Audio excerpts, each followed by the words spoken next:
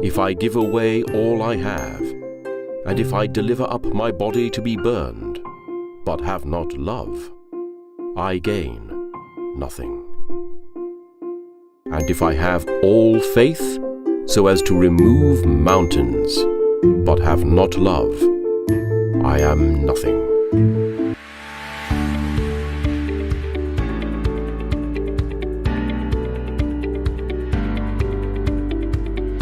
Ano ba ang pag-ibig? Paano ito binigyan ng kahulugan ng mundo? Ano ang tunay na kahulugan nito ayon sa Biblia? Ayon sa rules ni Saint Benedict, paano natin ito sinasapuso bilang mga Budista? Ano nga ba ang pag-ibig? Marami itong kahulugan. Isa sa mga description sa Biblia ay Love is patient and kind. Love does not envy or boast.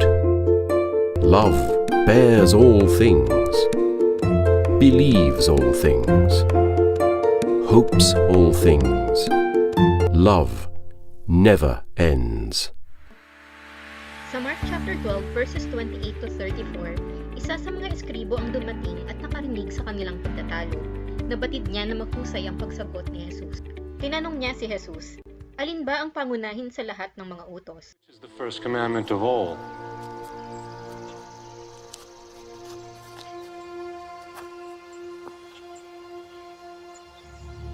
Hear, O Israel, the Lord our God is one Lord.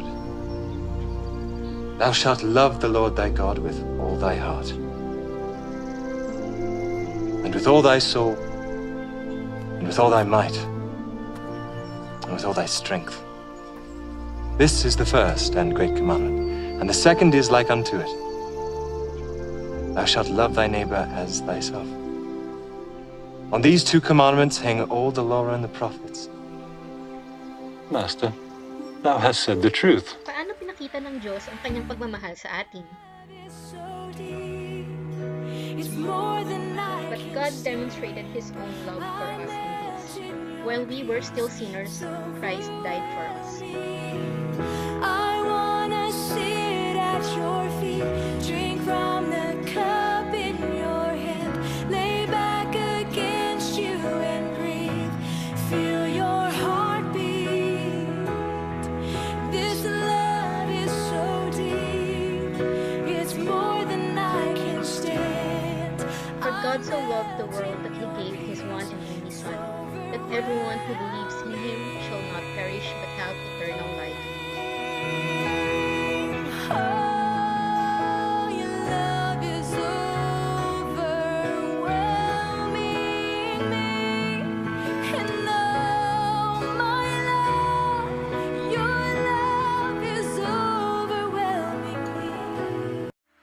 The teachings of Saint Benedict are also based on the scriptures. Love is at the heart of Benedictine monastic life. The life of the monastic, like that of all Christians, is first and foremost a response to God's astonishing love for humankind. A love expressed in the free gift of His beloved Son, Jesus Christ. At the beginning of the 4th chapter of his rule, Saint Benedict emphasizes the primary importance of love as the greatest instrument, and indeed the goal of every good work his monks would seek to accomplish. We must embrace love as our primary vocation if we desire to live life to the fullest, if we seek to please God and to discover full communion with Him. Benedictine colleges and universities are said to be grounded in love. San Beda University seeks tangible ways to celebrate the love of learning and desire for God. The Bedan community aspires to make a real commitment to the well-being of others.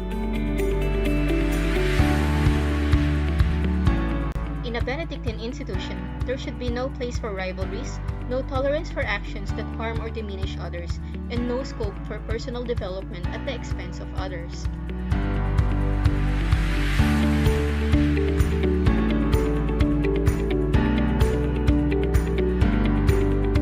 Love of God and neighbor is the first of the 10 hallmarks of Benedictine education.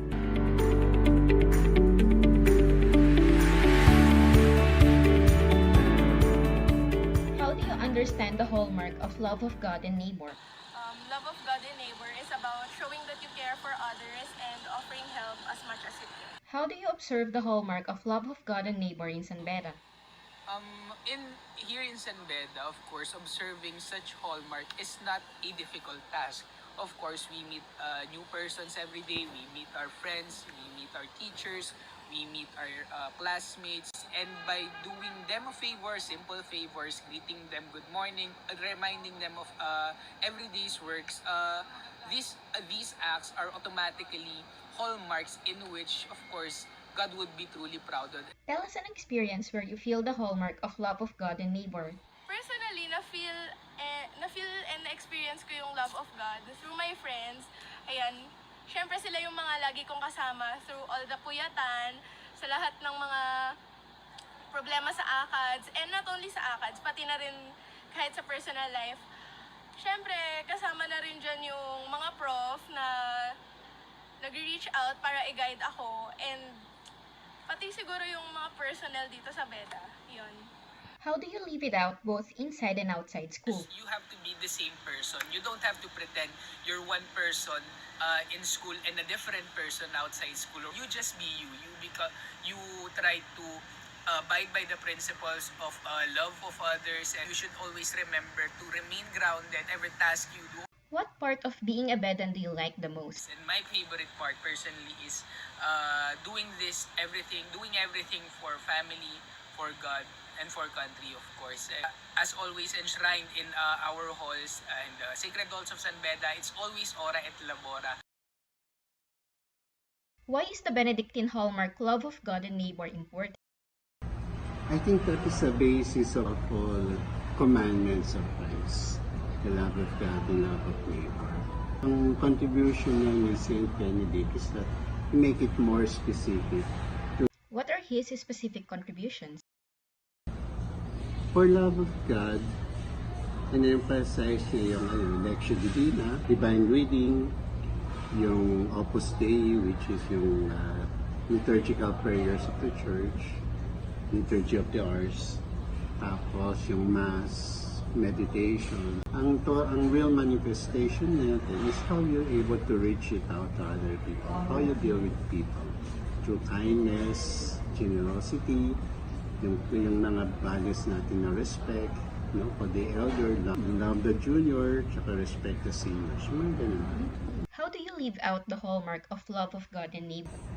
Sige, there's a teaching, yung respect ko din sa mga estudyante, yung responsibility ko na that I have to be prepared in teaching, and that I have to respect also yung ability ng mga estudyante. Can also be manifested in the way you talk, no? At least positive thinking ka. How do you observe this hallmark being practiced in San Beda? For the Benedictine monk, one, of course, we have the regular prayers namin, schedule of prayers sa loob ng community. Tapos, ang love of neighbor namin is through the education of the young. So, I think San Beda University was made or created to be of service to the young people, to educate them. How should we live the hallmark of love of God and neighbor based on the teachings of Saint Benedict? Participation sa school, listening to the teachers, respect for them, nag-extend din to sa family, no? Kasi for each one of us, all values started with our family. So, How do you help in teaching the hallmark to the Bedan community, especially the students? one is through example, which is always a basis, no? I think each one of you can consider some of your teachers as model. You idealize some of your teachers, and because you see in them that they manifest those Benedictine hallmarks. To love God and to love one's neighbor are the greatest commandments of all. These two are inseparable. One cannot say I love God but hates his neighbor, because God is love, and that is why we are able to love. From God's love, mercy and compassion for our neighbor follow. We, as pedants and followers of Saint Benedict, should be grounded in God's love in all that we do.